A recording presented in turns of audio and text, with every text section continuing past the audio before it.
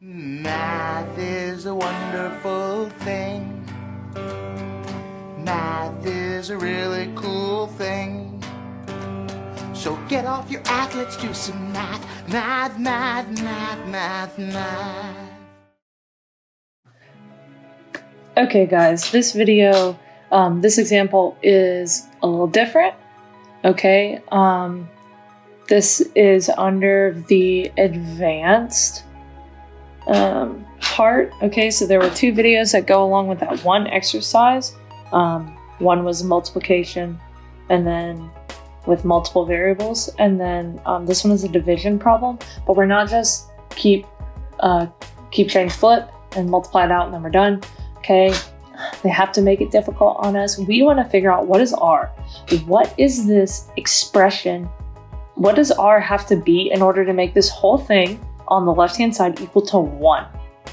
Okay, so we're still going to do the whole keep change flip thing.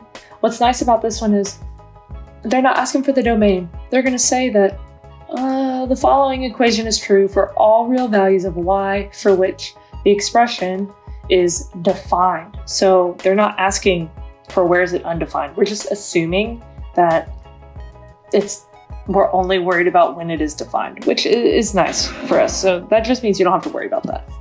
Okay, that's their way of their little disclaimer. Don't worry about it. Okay, but what you do need to worry about is the fact that we're dividing, right? We need to keep change flip.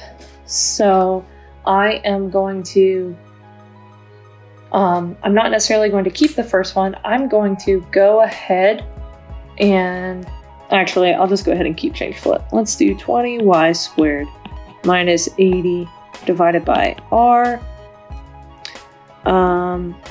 Change this to multiplication. And we have y cubed plus 9y squared divided by 4y squared minus 8. It's equal to 1. It has never stopped equaling to 1, so you can't forget about that. Okay, so what I'm going to do is I'm just going to start factoring. Okay, so how can I factor this out? Well, 20 goes into both of those, and I get y squared minus 4.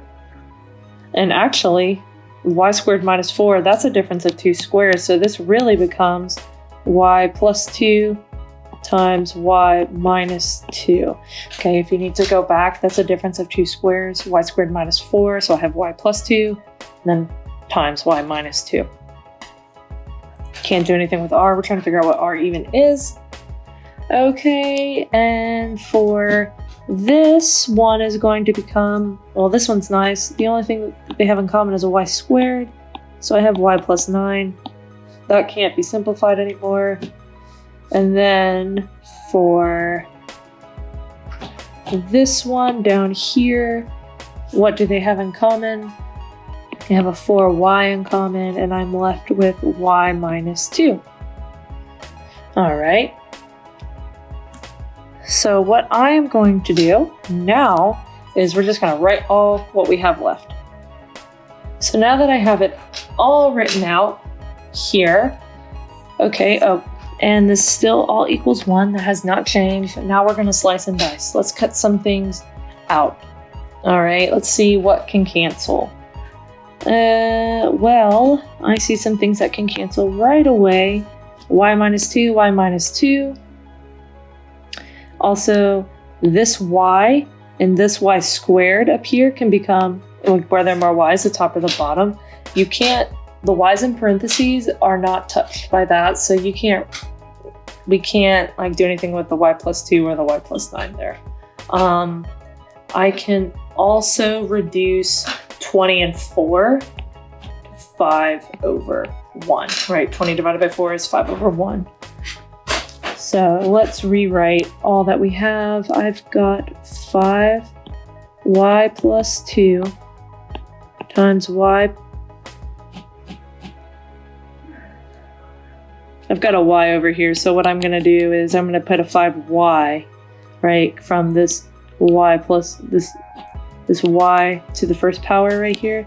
So 5y times y plus 2 times y plus 9 It doesn't really matter the order in which you write it. It just, you know, we're used to seeing things like that, so that's helpful.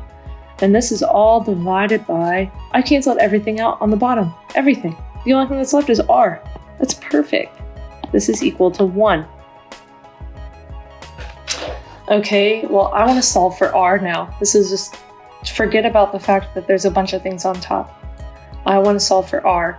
Okay, r is in the denominator. To get it out of the denominator, you need to multiply by the denominator, right? I don't want fractions, so multiply by the denominator. Well, the denominator in this case is r.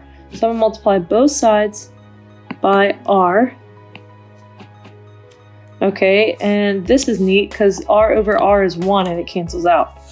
And all that's left on that side is 5y times y plus 2 times y plus 9. I do not have to multiply all that out again. Like, we don't care what that is. That doesn't matter. Okay, I don't need the equivalent of it. This is fine. And then what is 1 times r? Well, that is just r. R is all by itself now. And that is my final answer.